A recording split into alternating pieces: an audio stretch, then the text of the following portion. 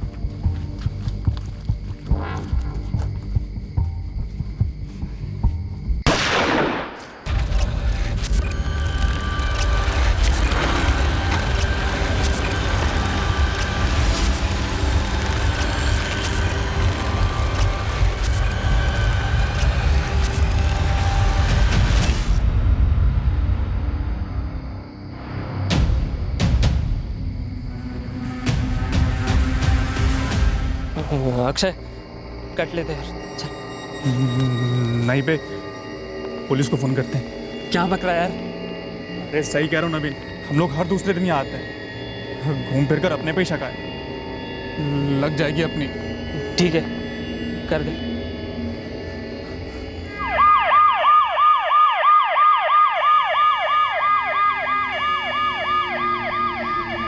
Madam हमने chairs किया ही था जब फायर की आवाज़ सुनी, तो हमने बाहर आकर देखा तो एक बाइक को जाते हुए देखा मैडम। ना तुमने बाइक का नंबर देखा और ना चलाने वाले की शक्ल? नहीं मैडम, जब तक हम यहाँ पहुँचे तो बाइक काफ़ी दूर चली गई थी। आदमी है या औरत कुछ पता ही नहीं चल सका। क्या करते हो तुम दोनों? मैडम हम दोनों केडी पिज़्ज़ा के डिलीवरी बॉय हैं। आज हमारा ऑफ था तो यहाँ बियर पीने आए थे मैडम। हर ऑफ पर यहीं आते हो? जी मैडम, लगभग। नाम विजय देशपांडे, अहमदाबाद से, एसके मार्केटिंग में senior sales manager. Sir mobile मिला है सर, लॉक है।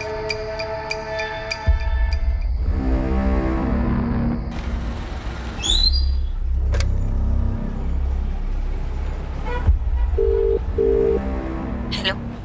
हाँ, काम हो गया। ठीक है, बाद में बात करेंगे। बाय।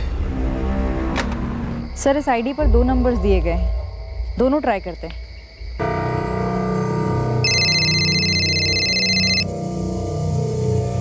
ये तो विजय का ही नंबर है। दूसरा नंबर ट्राई करो, जो लिखा ऑल्टरनेट नंबर है।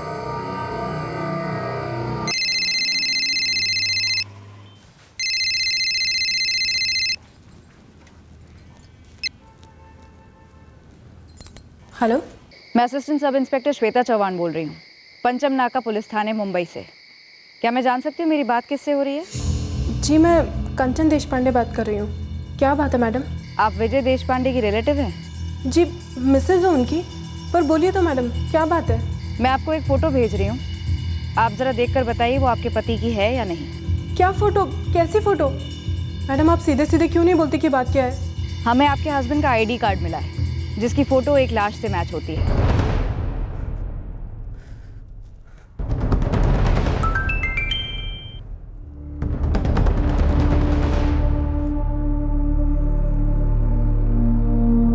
बहू, कहाँ से फोन था?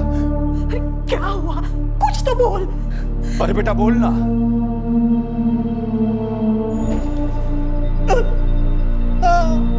किसने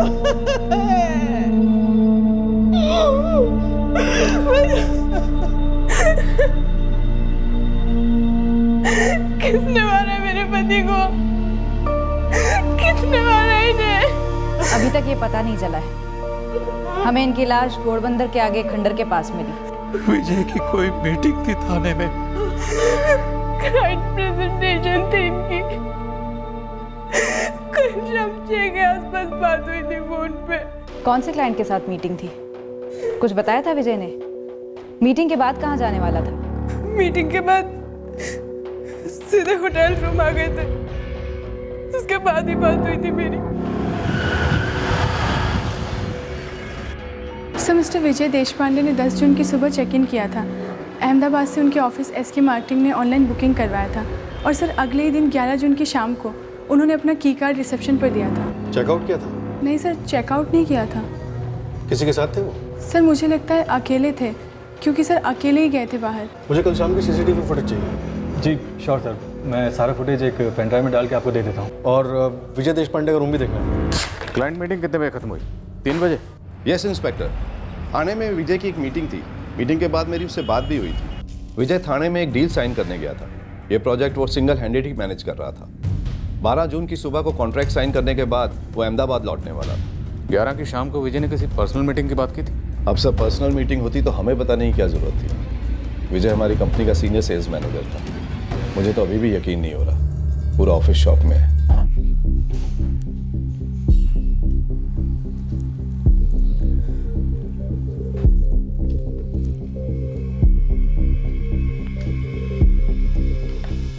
कल शाम को विजय से मिलने यहाँ रूम पे कोई आया था या आई थी? जी नहीं सर, आप एंट्रेंस और कॉरिडोर के साइड सीसीटीवी फुटेजेस देख लीजिए। उनका कोई पर्सनल गेस्ट अगर रूम में आए हो तो सर हमें नहीं पता, पर सर रिसेप्शन के थ्रू कोई नहीं आया था। कंचन जी, विजय के फ़ोन का पासवर्ड मालूम है आपको? जी नहीं सर। हमारी एक टीम पासवर्ड क्रैक करने पर लगी हुई है। कॉल रिकॉर्ड्स भी मंगवाए। कंचन जी, आपने कहा कि विजय ने आपको कल शाम को 6 बजे के आसपास फ़ोन किया था। जी सर। हाँ, नेगोशिएशंस तो सारी हो चुकी है, बस एक फॉर्मेलिटी वाली डील साइन करनी है, उसके बाद सीधे घर। तो ये डील साइन हुई है, मतलब अब तुम्हारा मुंबई अप डाउन शुरू हो जाएगा? हाँ कंचन, मुंबई आना जाना तो रहेगा ही, पर कितना ये कंपनी पर डिपेंड करता है। क्या है, मैंने एक अच्छी टीम मांगी है, पर कैप्टन तो मैं ही हूँ ना। ये प्रोजेक्ट A to Z मैंने इनिशिएट किया है, तो लीड भी मुझे ही करना पड़ेगा। मुझे पता लगाना था कि कहीं उन्हें 12 जून के बाद भी ना रुकना पड़े। कंचन जी, जिन लोगों ने हमें फ़ोन करके इन्फॉर्म किया, उन्होंने हमें बताया कि गोली की आवाज़ सुनने के बाद जब वो लोग वहाँ पहुँचे तो वहाँ से कोई बाइक पर भाग निकला। तो जाहिर सी बात है, आपके पति विजय उस बाइक वाले के साथ उस खंडर पर आए होंगे। आपको कुछ आइडिया है ये बाइक वाला कौन हो सकता है? नहीं सर, मुझे नहीं पता। यहाँ थाने घोड़बंदर में आपके पति विजय पहले भी आते जाते रहते थे काम के सिलसिले में? कई बार। यहाँ कोई दोस्त है थाने मुंबई साइड? सबका तो पता नहीं, पर एक दिलीप है, वो हमारे घर भी आया हुआ है अहमदाबाद में। पूरा नाम, नंबर है? दिलीप बोरकर है पूरा नाम। नंबर देती हूँ।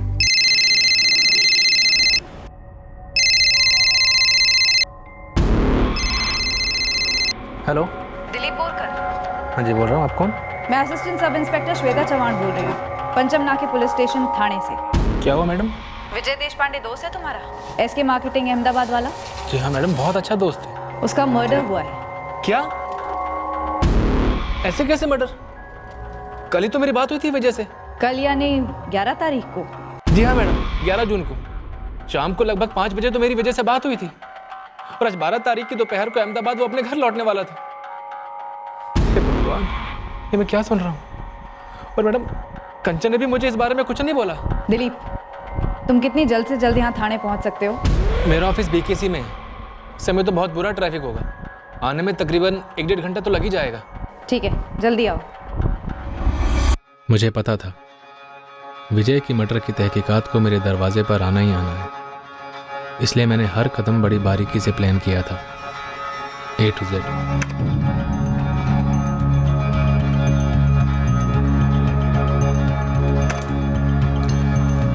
मुझे ना 4:05 पे बागले स्टेट से यहाँ होटल पहुँचने के लिए प्रीपेड टैक्सी ली। टैक्सी वाले ने बताया कि वो अकेला था। CCTV में भी कोई विजिटर नहीं दिखा। और विजय यहाँ से निकलता कितने बजे? 6:40 पे अकेला। होटल की लॉबी में भी वो अकेला ही है। वेटिंग एरिया में भी उससे कोई नहीं मिला। बाहर की सीसीटीवी में भी उससे कोई नहीं मिला। वहाँ पे भी वो अकेला ही है। पर विजय रास्ते में कहीं ना कहीं किसी ना किसी से मिला ज़रूर होगा। उसकी बाइक पर डबल सीट बैठकर उस खंडर तक गया और उसने विजय को पॉइंट ब्लैंक रेंज से शूट कर दिया। फॉरेंसिक लैब से विजय के फ़ोन का पासवर्ड क्रैक होकर आता ही होगा आधे घंटे में। मैं उसका कॉल रिकॉर्ड फॉलो कर रही हूँ। इस वक्त हम सिर्फ 2 कॉल्स के बारे में जानते हैं। लगभग 5 बजे दोस्त दिलीप का फ़ोन और 6 बजे बीवी कंचन का। और भी कॉल्स हुए होंगे। विजय ने पक्का कोई ना कोई मीटिंग प्लान की थी और ये मीटिंग पूरी तरह से गलत गई।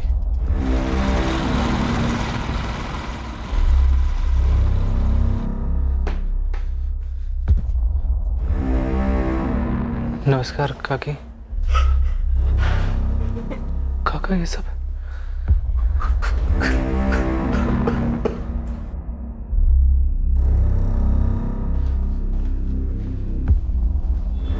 कंचन, ये सब क्या हो गया? कल 11 तारीख को शाम को लगभग 5 बजे तो मैंने उसे फोन किया था। बोला कि हम मिल नहीं पाए, दोनों बहुत बिजी थे, अगली बार पक्का मिलेंगे।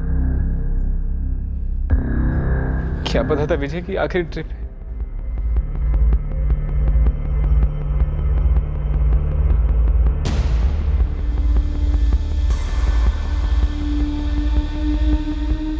मैं सारे जवाबों के साथ रेडी था।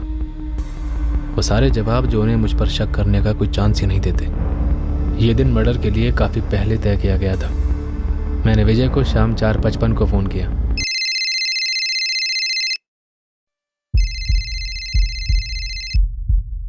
हाँ दिलीप, कहाँ है? घर पर। मिलना है क्या? हाँ हाँ आता हूँ ना। एक्चुअली मैं तुझे फ़ोन करने ही वाला था। कुछ फिक्स हुआ क्या? हाँ यार, उसी बारे में बात करनी थी। एक्चुअली हमें चलकर एक ऑफिसर से मिलना पड़ेगा। ग्रेट, तो आज ही मिलके डन करते हैं ना। मैं भी फ्री हो गया हूँ। अच्छा, तू वेलकम होटल से बाहर निकलेगा ना तो राइट ले लेना। जैसी राइट लेगा टी पॉइंट आएगा, तो वहीं वेट करना, मैं वहीं आता हूँ। और तुझे फ़ोन नहीं कर पाऊंगा यार, फ़ोन की लगी पड़ी है, बैटरी बिल्कुल डाउन है। ठीक 6:50 पे मिलते हैं, वहीं से ऑफिसर को मिलने चलेंगे। हाँ हाँ ठीक है, ठीक है।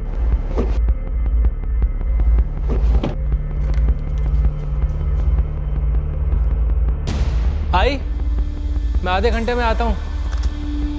बरं जाऊन ये। मेरी प्लानिंग ही ऐसी थी कि एक भी ऐसा सुराग पीछे छूटने वाला नहीं था जो पुलिस को मुझ तक ला सकता। मेरे बयान के अलावा पुलिस के पास और कोई बयान नहीं होने वाला था।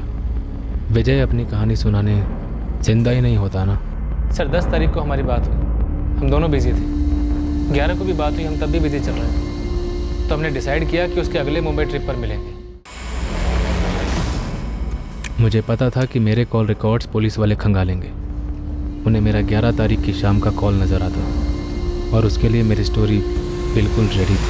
सर, विजय देशपांडे के कॉल रिकॉर्ड्स आ गए। शाम 6 बजे लास्ट कॉल हुआ था वाइफ कंचन को। उसके पहले 4:55 पर एक कॉल हुआ था 444-879-654 पे। दिलीप, ये तुम्हारा नंबर है? जी मैम, मेरा ही नंबर है। दिन में कोई कॉल हुई हो? शाम को कोई मीटिंग फिक्स हुई? दिन में जितने भी कॉल्स हुए वो विजय के अहमदाबाद वाले ऑफिस के कुलीग्स को हुए, सारे लैंडलाइन नंबर्स। दिलीप, तुम्हारी वजह से कब से दोस्ती है? गहरी दोस्ती थी? सर हम दोनों बहुत अच्छे दोस्त थे, लंबे टाइम से दोस्ती थी। सर मैं तो अहमदाबाद में उसके घर पर भी रह चुका हूँ, उसकी पूरी फैमिली को बहुत अच्छे से जानता हूँ। सर दरअसल विजय अपनी वाइफ कंचन के लिए कोई सरकारी नौकरी तलाश रहा था। मैं भी उनकी जॉब के लिए ट्राई कर रहा था। विजय की किसी से कोई दुश्मनी? नहीं सर, ऐसा कुछ भी नहीं है। कम से कम जितना मैं जानता हूँ।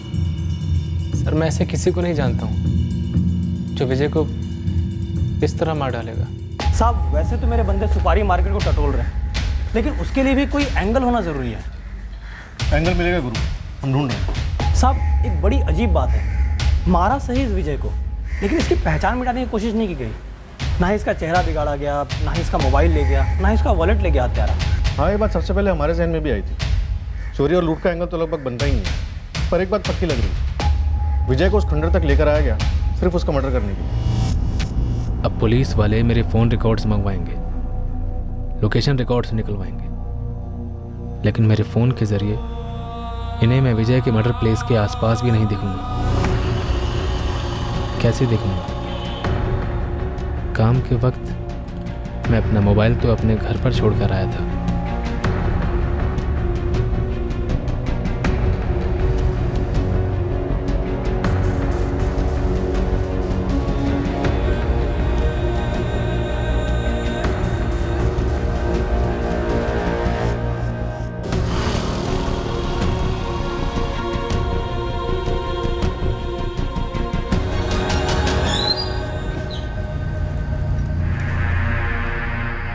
यार दिलीप, तेरा ये गवर्नमेंट ऑफिसर दोस्त यहाँ मिलने के लिए बोला है क्या? हाँ? नहीं मतलब इस वीराने में? हाँ, वो थोड़ा अजीब बंदा है। कह रहा था हमारे साथ किसी पब्लिक प्लेस में दिखना नहीं चाहता। पब्लिक प्लेस में नहीं मिलना चाहता तो मेरे होटल के रूम पर आ जाता, हाँ? या कहीं बार में मिल लेता यार। मैं कह रहा हूँ ये प्लेस साली ना कुछ क्रिमिनल टाइप लग रही है मेरे को, जैसे कोई क्रिमिनल काम होने वाला हो यहाँ। लो, आ गया वो।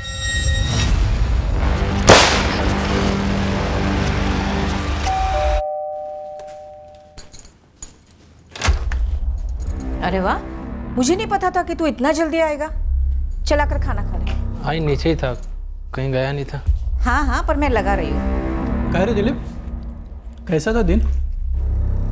वही बाबा, रोज की तरह काम काम। आई मेरे लिए अभी खाना मत परोसना, मैं बाद में खा लूंगा।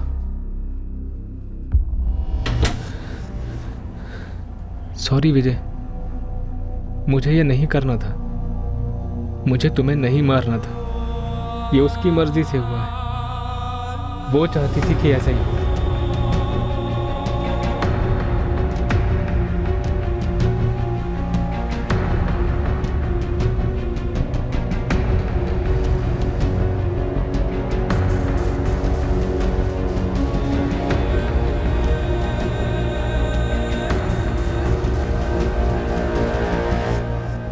विजय की ना तो ऑफिस में किसी से अनबन थी और ना ही किसी क्लाइंट से कोई बैर। बाहर भी कोई लफड़ा वगैरह नहीं था। प्रोफेशनली हैंडल करता था वो अपने सारे काम। बागले स्टेटमेंट जो आपका क्लाइंट है, उसके साथ 3:45 बजे मीटिंग खत्म। कोई अंदाजा है कि विजय उसके बाद किससे मिलने जा सकता है? अरविंद जी, देखिए सर, मैं आपको पहले भी बता चुका हूँ कि काम के सिलसिले में तो उसकी किसी से मीटिंग नहीं हुई। मैंने अपने मुंबई के सारे क्लाइंट्स को फ़ोन भी किया। मेरे पास सबके नंबर हैं, आप चाहे तो आप भी बात कर लीजिए। और वैसे भी सर, टूटी फूटी बिल्डिंग के पास शाम के अंधेरे में कोई काम की मीटिंग तो होती नहीं। ये ज़रूर कोई पर्सनल मैटर ही है। विजय आपकी कंपनी में कब से काम कर रहा है? अगले महीने उसकी शादी को 4 साल हो जाएंगे। शादी के 1 महीने बाद ही उसने हमें ज्वाइन कर दिया था। पत्नी कंचन से कनेक्टेड ना हो, ऐसा क्या पर्सनल एंगल हो सकता है? सर उसी से कनेक्टेड होगा। मैंने विजय के दोस्त दिलीप बोरकर के कॉल रिकॉर्ड्स मंगवाए हैं। पत्नी कंचन और दोस्त दिलीप, इन्हीं दोनों की आखिरी बार बात हुई थी विजय से। और क्या बात हुई थी हमें उतना ही पता है जितना दिलीप और कंचन ने हमें बताया। अब विजय तो रहा नहीं अपने तरफ की कहानी सुनाने के लिए। सर मुझे लगता है कि या तो कंचन झूठ बोल रही है या दिलीप झूठ बोल रही है, या ये दोनों मिलकर झूठ बोल रहे हैं। अनबन? जी नहीं मैडम, हमारा सब कुछ बहुत अच्छा चल रहा था। 4 साल हो गए आपकी शादी को, आप लोगों ने बच्चे नहीं किए। ये हमारा निजी फैसला था मैडम। विजय को अपनी जॉब में एक पोजीशन हासिल करनी थी। उससे पहले वो फैमिली नहीं शुरू करना चाहते थे। बच्चा कभी करना है, ये तो उन दोनों के बीच की प्राइवेट बात थी सर। उल्टा मैंने तो उन दोनों से ये कहा था कि ये मामले में देर मत करो, जल्दी कर लो। आपकी बहू कंचन का कहना है कि अभी बच्चा ना करने का फैसला पूरी तरह से आपके बेटे विजय का था। वो अपने काम में कोई पोजीशन हासिल करना चाहता था। नंदलाल जी, कविता जी, क्या ये बात सही है? इंस्पेक्टर साहब, कहीं आप ये तो नहीं कहना चाह रहे हैं कि कंचन ने ही विजय को कुछ कर दिया? ये क्या अनाप शनाप बक रहे हैं आप? मेरी बेटी अपने पति को मरवाकर भरी जवानी में अपनी जिंदगी बर्बाद करेगी? अरे दोनों की रजामंदी से सारी कुंडली वुंडली मिला के ये रिश्ता तय हुआ था, और फिर 4 साल में एक बार भी कंचन ने किसी अनबन के बारे में बात नहीं की। देखिए, हम सवाल कर रहे हैं, जो भी सही जवाब है आप दे सकते हैं। कंचन विजय के साथ बहुत ही खुश थी, समझे आप? और ये जो आप बच्चा न करने की बात उछाल रहे हैं, ऐसी कोई बात ही नहीं थी। आप बेकार में ये अनुमान लगा रहे हैं कि कंचन ने इस बात को लेकर कुछ कर दिया होगा। अरे कोई अपने पैरों पे कुल्हाड़ी खुद क्यों मारेगा? बैठे बैठे अपना घर बर्बाद क्यों करेगा? Medical problem? जी नहीं मैडम, हमें कोई मेडिकल प्रॉब्लम नहीं थी। और सुनिए, बात कुछ ज़्यादा ही पर्सनल होती जा रही है। पर्सनल होना पड़ता है मैडम। आपके पति का मर्डर हुआ है, वो भी पहले से प्लानिंग के साथ। मैंने कोई प्लानिंग नहीं की है। मैंने नहीं मरवाया अपने पति को। दिलीप बोरकर को शादी से पहले से जानती हो तुम? दिलीप को? जी नहीं मैडम, मैं तो उसे ठीक से जानती तक नहीं हूँ। वो विजय का पुराना दोस्त है और बस उसकी मदद कर रहा था। तुम्हें सरकारी नौकरी दिलाने में? विजय चाहता था कि मैं सरकारी नौकरी करूं, और उसे लगा कि दिलीप मदद कर सकता है।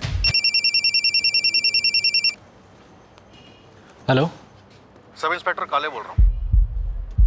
हाँ जी काले साहब, कहिए। तुमसे दोबारा से बात करनी थी। पूछिए। थाने आ सकते हो अभी? अभी? सब थोड़े अर्जेंट डिस्पैचेस हैं, 1-2 घंटा लगेगा फ्री होने में। ठीक है, मैं इंतज़ार कर रहा हूँ। देखिए, मेरे और दिलीप के बीच में कुछ भी नहीं है। उसके रेवेन्यू डिपार्टमेंट में कुछ कॉन्टैक्ट्स हैं और वह अहमदाबाद में बात कर रहा था मेरी जॉब के लिए, वो भी सिर्फ इसलिए क्योंकि वो विजय का अच्छा दोस्त था। तरुण पवार कौन है? कौन है तरुण पवार? बोरीवली का एड्रेस है, तुम्हारे मायके से 10 मिनट दूरी पर रहता है। कौन है तरुण पवार? तरुण मेरा दोस्त है। टेंशन में मत आ जाना दिलीप, सारे सवालों के जवाब होंगे। पर क्या ऐसा करना जरूरी था क्या? उसे जान से मार देना जरूरी था क्या? हाँ, जरूरी था। मैंने जो भुगता है उसका बोझ उतारने का यही एक तरीका था दिलीप। अब बस ठंडे दिमाग से काम लेना। सब कुछ जैसे प्लान किया है वैसा ही होगा। फिर हम शादी कर लेंगे, खुश रहेंगे। अगर मेरे और तरुण के बीच में कुछ ऐसा होता जो मेरे पति को नहीं मालूम होना चाहिए था, तो उसका नंबर आपको मेरे फ़ोन में नहीं मिलता। वो मेरे भाई जैसा है। मुझे ऐसा क्यों लग रहा है कि तुम्हारे फ़ोन में तरुण का नंबर हमें सिर्फ इसलिए मिला है ताकि हम उस तक आसानी से पहुंच सकें, और तुम्हारे पास सारे सवालों के जवाब पहले से ही तैयार हो। वो इसलिए लग रहा होगा मैडम क्योंकि आपने पहले से तय कर लिया है कि मेरे ऊपर ही शक करना है और मुझे किसी तरीके से फंसाना है। विजय मेरा पति था, प्यार करती थी मैं उससे। उसे खोने का जितना दर्द है मुझे, ये सब सवाल पूछ के आप मुझे और दर्द दे रहे हैं। ये तरुण, इसके पास भी सारे सवालों के जवाब पहले से ही मौजूद होंगे। आप खुद क्यों नहीं पूछ रहे थे? कई सालों से राखी बहन है मेरी। तो तुम्हारा कहना है कि तुमने न विजय को मारा है न मरवाया है। आप लोग पागल हो क्या? मैं सीधा साधा सर्विस करने वाला आदमी हूँ, और मुझे तो 2 दिन के बाद पता चला जब कंचन के माँ बाप ने मुझे बताया कि विजय आया हुआ है। वो तो हमें दिख ही रहा है, तुमने एक भी कॉल नहीं किया उसे। मैम, मैं कैसे कॉल करता जब मुझे पता ही नहीं था कि विजय आया हुआ है? और क्यों कॉल करता मैं उसे? वो तो अपने सास ससुर से मिलने भी नहीं आया। अजीब है ना, उनसे मिलने नहीं गया, फोन तक नहीं किया। ऐसा क्यों? कोई अनबन थी क्या पति पत्नी के बीच में? दहेज वहेज को लेकर कोई झगड़ा? मैं क्या जानूं मैडम, मुझे लगता है विजय भयंकर बिजी रहा होगा, शायद इसलिए नहीं गया वहां। और आप ऐसे कैसे इधर उधर चीज चला रहे हो? मैं विजय और कंचन की शादी में था, दोनों को अच्छे से जानता हूँ। विजय बढ़िया आदमी था, एकदम डिसेंट। दिलीप बोरकर को जानते हो? नहीं, आज तक मिला तक नहीं उससे, सिर्फ नाम सुना है उसका कंचन और विजय के मुंह से।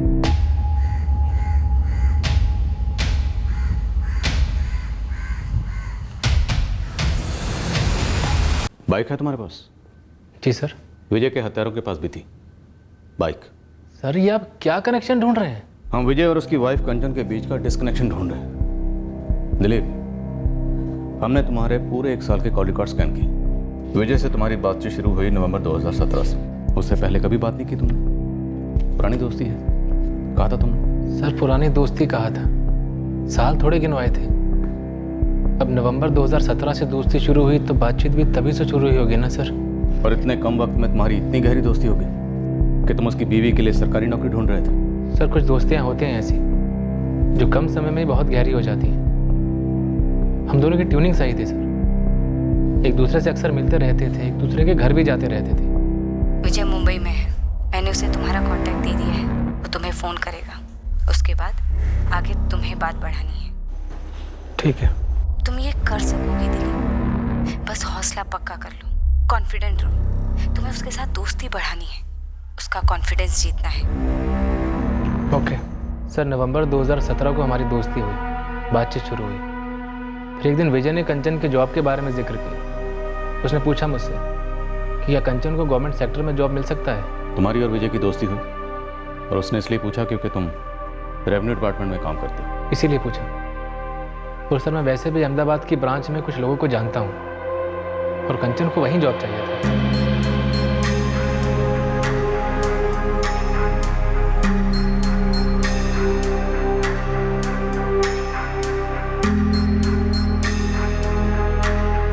कंचन, तुम्हारे और विजय के बीच सब ठीक था ना? आई, ये आप कैसी बातें कर रही हैं? हम आप भी मुझ पर शक करेंगी? हमने हमेशा वही सच समझा जो तुम दोनों ने बताया। और वही सच है आई, हम दोनों के बीच सब कुछ ठीक था। कहीं वो पुलिस वालों की बात वो बच्चा ना करने वाली बात आप पर और बाबूजी पर हावी तो नहीं हो गई ना? कुछ समझ में नहीं आ रहा है। कौन विजय की जान का दुश्मन बन गया था और क्यों? दिलीप और कंचन के बीच में अगर कुछ है तो वो नज़र तो नहीं आ रहा है साहब। अगर उन्होंने गेम खेला है तो बहुत छुप के खेला है, बहुत शातिर तरीके से खेला है। पूरी कोऑर्डिनेशन रही है दोनों के बीच। परफेक्ट मर्डर तो हो नहीं सकता, कोई ना कोई सुराग छूटना ही छूटना है, बस सिर्फ हमारी पकड़ में आना बाकी। विजय और कंचन की शादी को 4 साल हुए। विजय के अहमदाबाद शिफ्ट हुए और नई जॉब पर आए भी 4 साल हुए। उससे पहले विजय पुणे में था। अगले महीने उसकी शादी को 4 साल हो जाएंगे। शादी के 1 महीने बाद ही उसने हमें ज्वाइन कर लिया था। और उसके पहले विजय देशपांडे कहाँ था अरविंद जी? पुणे में काम करता था। वहाँ से शिफ्ट करने के बाद उसने हमें ज्वाइन किया। तुम्हें लगता है हमें विजय के अतीत में खोदना चाहिए, और वहाँ कंचन का क्या मिलेगा? और ये दिलीप, ये तो नवंबर 2017 में विजय को मिला था। आप सही कह रहे हैं सर, शायद विजय के अतीत में कुछ ना मिले, पर शायद कि दिलीप भी झूठ बोल रहा हूँ। दिलीप भले ही झूठ बोल रहा हो, लेकिन फिर भी 4 साल पहले विजय से उसका क्या कनेक्शन होगा जब विजय पुणे में था? शायद दिलीप पहले वहाँ पोस्टेड हो, कुछ हुआ हो जो दिलीप छुपा रहा, घुमा रहा। नहीं सर, दिलीप का बैकग्राउंड चेक किया, जब से उसने रेवेन्यू डिपार्टमेंट ज्वाइन किया है वो बीकेसी में ही पोस्टेड है। और उसकी वाइफ कंचन बोरीवली की है, यहीं मुंबई की। शायद पुणे में कुछ मिलने के चांसेस ना के बराबर है। मुझे बस ऐसे ही लगा क्योंकि विजय पहले पुणे में था। रत्ना पर लग रहा है तो एक बार चेक कर ही लो, क्योंकि ना करने से तो अच्छा है चेक करके तसल्ली करते। एक बात थी जो विजय के माँ बाप ने हमें बताई ही नहीं, और ना ही वो बात अब तक की तहकीकात के दौरान सामने आई। इस बात का ताल्लुक विजय और कंचन की शादी से था, और ये बात कंचन के माँ बाप ने भी नहीं उठाई थी। शायद उन्हें इस बात के बारे में पता ही नहीं था, भनक तक नहीं थी।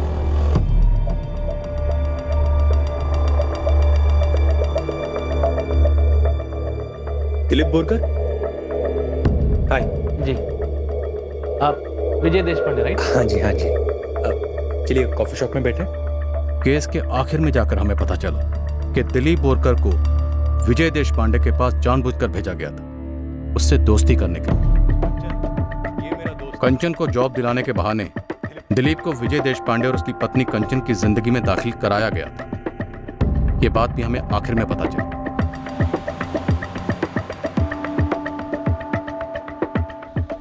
पुणे में अतीत को खोद निकालना रूटीन एक्सरसाइज थी तहकीकात, पर हमें कोई आइडिया नहीं था कि इस जुर्म की जड़ यहीं थी, पुणे में। आई, आपने मुझे पहले कभी कुछ बताया क्यों नहीं? नहीं, विजय ने कभी कुछ कहा?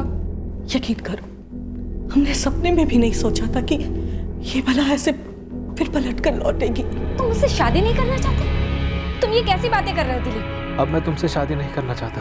तुम मेरे साथ ऐसा नहीं कर सकते दिलीप। नम्रता, मैं अब जब कंचन को देखता हूँ ना तो सोचता हूँ कि क्यों ऐसा हुआ ही क्यों? दिलीप, तुम यूं अचानक कंचन के साथ हमदर्दी नहीं जता सकते। हमदर्दी तो मैं तुम्हारे साथ भी नहीं जता सकता नम्रता। ये जो मैंने किया है, जो तुमने मुझसे करवाया है, इसके बाद मैं ज्यादा दूर तक नहीं भाग सकता हूँ, और तुम भी ज्यादा दूर तक नहीं भाग पाओगे। दिलीप, हम बहुत दूर चले जाएंगे, बहुत दूर। तुम पैनिक मत हो, हड़बड़ाओ मत, सब कुछ सही चल रहा है। कुछ सही नहीं चल रहा है नम्रता, तो कोई पैनिक नहीं है, कोई हड़बड़ाहट नहीं। नम्रता, हम दोनों एक अंधी गली में घुस आए हैं। विजय की इसमें कोई गलती नहीं थी, अपने एक मासूम की जान ली है। विजय मासूम नहीं था दिलीप, वो गलत था, और उसका मरना बहुत जरूरी था। उसका मरना जरूरी नहीं था नम्रता, मैं तो उसको जानता भी नहीं था। तुमने मुझसे उसका खून करवाया। तुम्हें आइडिया नहीं है मैं तुमसे कितना प्यार करता हूँ। तुम्हारे लिए मैं अपनी जान तक दे सकता हूँ। मुझे तुम्हारी जान नहीं चाहिए। तो फिर हाँ कर दो, हम शादी कर लेते हैं। मैं शादी के लिए तैयार हूँ दिलीप, लेकिन उससे पहले मेरी एक शर्त है। तुम्हारे लिए तो मैं कुछ भी कर सकता हूँ। किसी को मारना पड़े। ये कैसी शर्त है?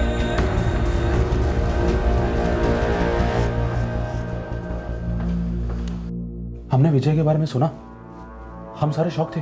उसने जॉब 4 साल पहले छोड़ दी थी। हाँ सर, करेक्ट। हमें पता चला कि विजय यहीं पुणे का था, उसके माँ बाप भी यहीं के हैं। अपना विजय पक्का पुनेरी था। हमें कभी नहीं लगा था कि एकदम से जॉब छोड़ देगा, एकदम से शादी कर लेगा, फिर एकदम से पुणे से गायब भी हो जाएगा। तो कुछ ऐसा हुआ था जो एकदम से उसने पुणे छोड़ दिया? नहीं, दरअसल मैंने उससे पूछा भी था सर। बात यार वो नहीं है किशोर, पर अहमदाबाद की फर्म तगड़ा कॉम्पेंसेशन पैकेज ऑफर कर रहे हैं और यहाँ से दुगना है ऑलमोस्ट। सही है यार। बात सिर्फ सैलरी की नहीं है, सेल्स में मुझे पहले से ही जाना था, कोर इंटरेस्ट है यार मेरा। लेकिन विजय पूरी फैमिली के साथ इतनी दूर अहमदाबाद। अरे मस्त शहर है अहमदाबाद, आई बाबा पुणे मिस नहीं करेंगे, मैं कह रहा हूँ तुम्हें। और सब कुछ है वहाँ पे, मराठी मित्र मंडल है, पुणेरी लोग रहते हैं, और कंचन भी रहेगी ना उनके साथ। एक बार बस अब ये मुंबई में जल्दी शादी हो जाए, फिर 2 हफ्ते के लिए हनीमून जाऊंगा और फिर नई जॉब।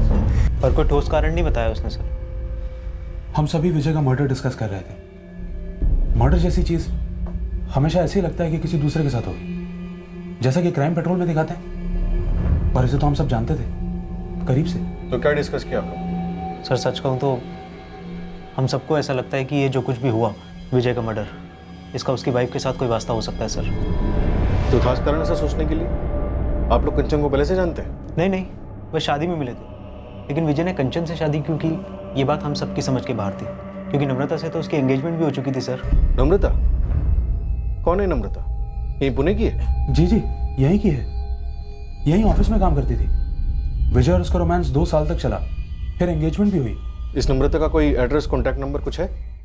मैं तुमसे शादी नहीं करना चाहता हूँ नम्रता, कभी नहीं। हमारी शादी तो होकर रहेगी, और अब जो तुमने मेरे लिए इतना कुछ कर दिया है तो मैं तो तुम्हारी ऋणी हो गई। एप्लीकेशन बनती है मेरी तुम्हारी तरफ। नम्रता, तुमने मुझे खूनी बना दिया है, खूनी। पुलिस मुझसे पूछताछ कर रही है कि क्या पहले कभी पूना गए हो, या कभी तुम्हारा पुणे में कुछ काम रहा है। मतलब वो लोग मुझ पर शक कर रहे हैं नम्रता, पर पुणे में विजय का बैकग्राउंड खंगाला जा रहा है, और तुम तक पहुंचने में भी उन्हें अब देर नहीं लगेगी।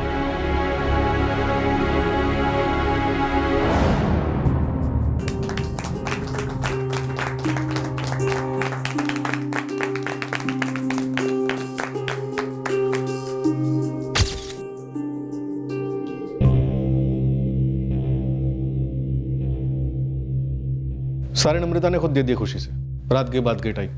सर, इस नम्रता बेचारे का नंबर दिलीप बोरकर के कॉल रिकॉर्ड्स में काफ़ी बार फीचर होता है, और दिलीप का नम्रता के कॉल रिकॉर्ड्स में। दरअसल जब मैं दिलीप के कॉल रिकॉर्ड्स छान रही थी, एक एक नंबर पर बात कर रही थी, तब मेरी इस नम्रता से भी बात हुई थी। आपका नंबर दिलीप बोरकर के फ़ोन रिकॉर्ड्स में बार बार दिखाई देता है। करीब से पहचानती थी उसे? मेरा नाम नम्रता विचारे है मैडम। दिलीप बोरकर अच्छा दोस्त है मेरा। पर प्रॉब्लम क्या है? क्या तुम विजय देशपांडे और उसकी पत्नी कंचन देशपांडे को जानती हो? अहमदाबाद के हैं दोनों। नहीं मैडम। कौन है ये लोग, और बात क्या है? मतलब झूठ बोली? और विजय के माँ बाप ने कभी सोचा भी नहीं होगा कि जो सगाई 5 साल पहले टूट चुकी थी वो इस तरह अपना सर उठाएगी। रतन, चुपचाप इस दिलीप बोरकर को उठा। इन सब ने कभी सोचा भी नहीं होगा कि हम पुणे जाकर इनके रिश्तों को खोद निकालेंगे। वैसे पुणे जाने का आइडिया तुम्हारा था, काम कर गया। चुपचाप रतन, तुम्हारे माँ बाप बाहर हैं, काफ़ी घबराए हुए हैं। मेरे पेरेंट्स? बात क्या है सर? हम तुम्हें कस्टडी में ले रहे हैं। आप मुझे डराने धमकाने की कोशिश कर रहे हैं?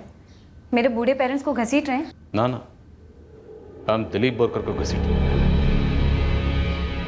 वही दिलीप बोरकर जिसकी पहले विजय से दोस्ती करवाई गई, इस लालच में कि वो विजय की वाइफ कंचन को रेवेन्यू डिपार्टमेंट अहमदाबाद में नौकरी दिलवाएगा। और इस दिलीप बोरकर को नम्रता तुम इसे मिली 2 साल पहले बोरीवली में एक शादी में। फिर तुम दोनों का रिश्ता शुरू, और फिर तुमने इस दिलीप बोरकर का इस्तेमाल किया अपने एक्स मंगेतर विजय देशपांडे का कत्ल करवाने के लिए। कड़ियाँ मिल गई, बस सिर्फ कत्ल का मकसद जानना बाकी है, वो तुम हमें बताओगे।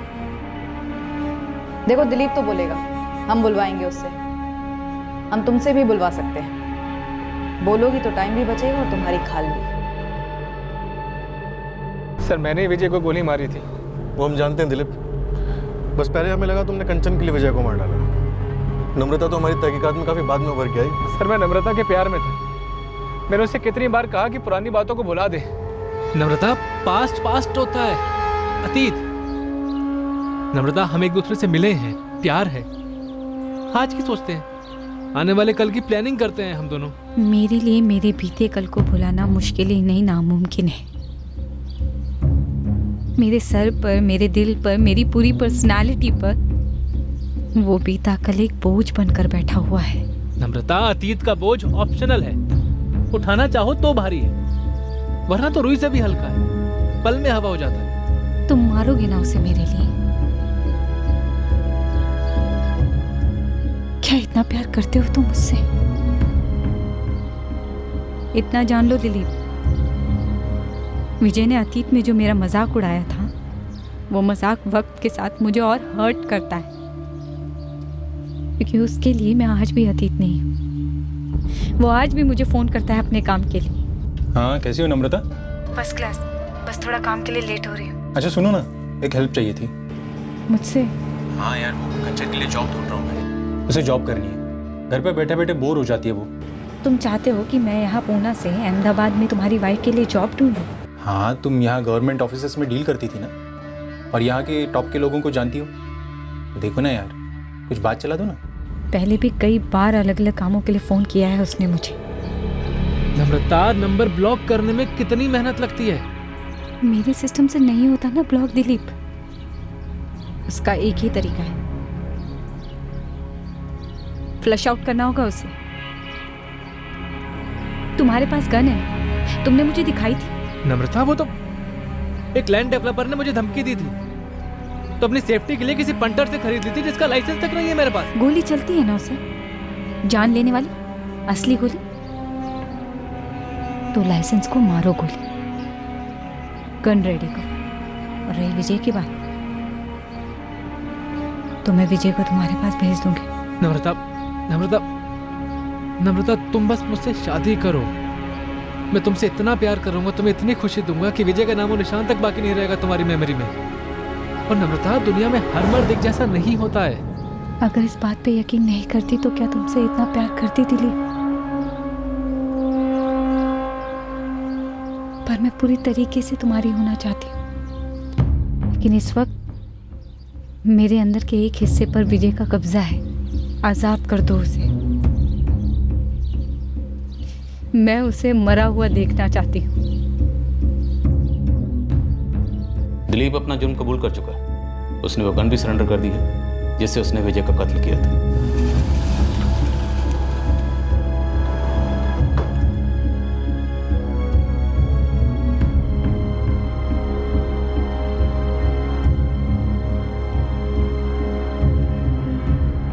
हजारों लाखों सगाइयाँ टूटती हैं, ब्रेकअप्स होते हैं। तुम्हारे ब्रेकअप में ऐसा क्या खास था जो तुमने मर्डर की सोची? तुम्हें लगा उसने तुम्हारे साथ सेक्स करके तुम्हें छोड़ दिया, यूज़ किया तुम्हें? सेक्स करने के बाद आगे नहीं बढ़ना चाहता था तो भी मैं समझ जाती, प्यार खत्म हो गया होता तो भी मैं समझ जाती। एक बार सामने से आके तो कहता कि अब नहीं करता प्यार, लेकिन 1 to 1 तो बात हुई ही नहीं। सारी दुनिया की सुनी उसने, खुद की कभी। क्या सुनी लोगों की, और तुम्हारी क्या नहीं सुनी? इंस्पेक्टर आप और आप मैडम, देखिए मुझे, क्या आपको लगता है कि मैं एबनॉर्मल हूँ फिजिकली, शरीर से? नहीं। क्या विजय को लगा तुम एबनॉर्मल हो? पहले कभी नहीं लगा। सारे साल, वो दिन, वो रातें, वो हर लम्हा जो हमने साथ गुजारा, उसने हमेशा मेरी खूबसूरती की तारीफ की।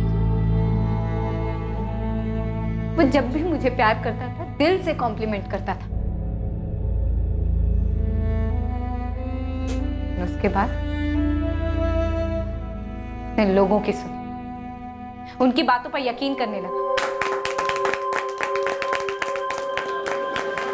अरे भाई, ये तो बहुत ही बढ़िया हो गया, बहुत अच्छी जॉब है तुम्हारी। लेकिन जोड़ी कुछ जम नहीं रही है। जोड़ी कुछ ठीक नहीं लग रही है। क्या बोलती है? मैं भी आपको यही बोलने वाली थी। सगाई के पूरे 6 महीने बाद विजय आकर मुझसे कहता है कि उसको सगाई तोड़नी, वो मुझसे शादी नहीं करना चाहता। नहीं विजय, ये कोई तुम्हारे ऑफिस के डील नहीं है कि बस तोड़ दी। मुझे एक्सप्लेनेशन चाहिए।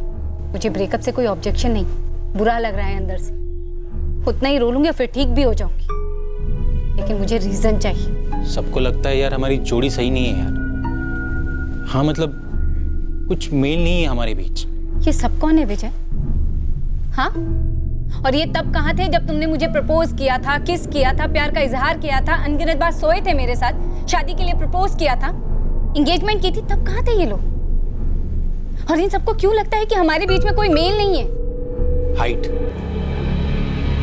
क्या? नम्रता यार, तुम मेरे हाइट के मुकाबले बहुत ज्यादा छोटी हो। Are you serious?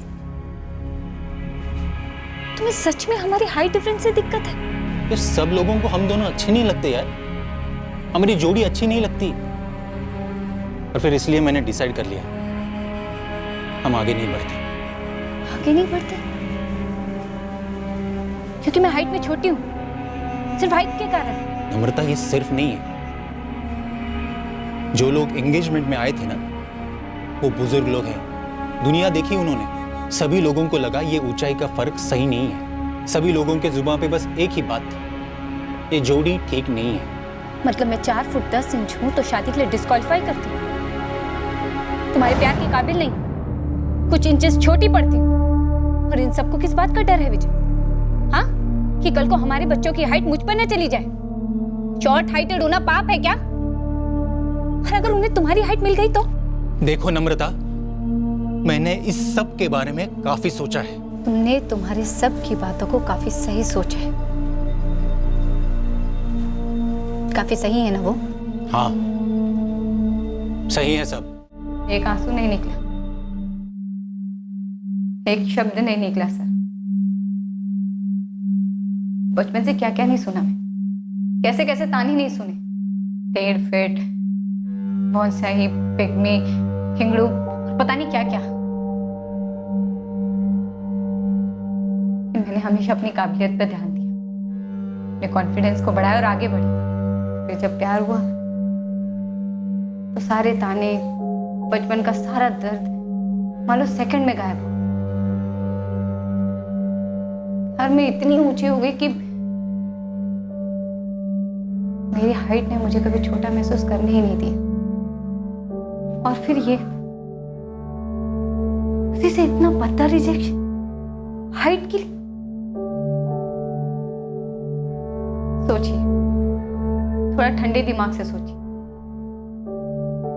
क्या ये रिजेक्शन का कोई कारण हो सकता है? मतलब आप अरेंज कर रहे हो तो मैं समझू, डालो एडवर्टाइजमेंट, ऐसी हाइट चाहिए, ऐसा वेट चाहिए, ऐसी शक्ल चाहिए, ऐसे नाक चाहिए, ऐसे बाल चाहिए, जो तुम्हारी मर्जी। लेकिन मुझे जानने के बाद, 2 साल मुझे प्यार करने के बाद, वो भी जमकर, सिर्फ सोसाइटी के कहने पर हाइट के लिए रिजेक्शन। सॉरी, ये मेरे लिए सबसे भद्दा मजाक था, ना भरने वाला घाव। घाव को भरने का सिर्फ एक ही तरीका था, विजय की मौत। और दिलीप बोरकर, वो तो तुमसे सच्चा प्यार करता था ना, उसके घाव के बारे में सोचा तुमने जो तुमने उसे दिया? खूनी बनने का घाव, ब्लैकमेलिंग का घाव, विजय को मारो वरना मैं तुम्हारी नहीं हो सकती। क्या ये भद्दा मजाक नहीं था सच्चे प्यार का? आप नहीं समझेंगे शायद। अगर विजय जिंदा रहता तो मेरे अंदर का घाव भी जिंदा रहता, और अगर अंदर का घाव जिंदा रहता तो मैं दिलीप से शादी नहीं कर पाती। सर मैंने कितना समझाया था नम्रता को, कितना समझाया था, पर उसने मेरी बात नहीं मानी। और मैं पागलों की तरह उसकी बात मान गया। सर मुझे मना कर देना चाहिए था उसे, उससे हमेशा के लिए दूर चले जाना चाहिए था। विजय को यूं फंसाकर मारना नहीं चाहिए था मुझे। सर इसमें कोई दो राय नहीं है दिलीप, तुमने एक बड़ा ही संगीन जुर्म कर दिया, इतना संगीन जो पछतावे की कोई गुंजाइश नहीं छोड़ता। अब किया है तो भुगतना तो पड़ेगा।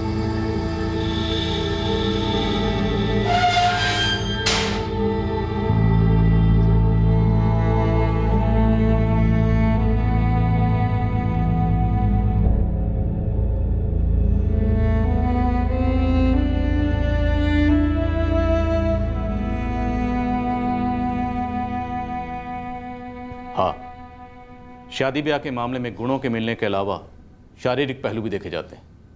लड़के लड़कियां आए दिन किसी ना किसी शारीरिक मापदंड में फिट ना बैठने की वजह से रिजेक्ट होते हैं। क्या ये सही है या गलत, ये कहना एक धुंधला सा ग्रे एरिया है, पर रिजेक्शन ना, नकारे जाने का कोई भी कारण हो, ज़रूरत है कि रिजेक्ट हुआ लड़का या लड़की इस रिजेक्शन के कारण के परे सोचे। फिर वो कारण चाहे जो भी हो, किसी ने कोई शारीरिक टिप्पणी की, इंसल्ट की, मजाक उड़ाया, तो दर्द होता है, बहुत दर्द होता है, कॉन्फिडेंस छन्नी हो जाता है। पर हमारी आत्मा, हमारी चेतना शरीर के परे है, उसे इस नफ़रत और बदले की गिरफ्त में कतई नहीं आने देना चाहिए। फिर मिलेंगे एक और नए केस के साथ। क्राइम पेट्रोल सतर्क। जय हिंद।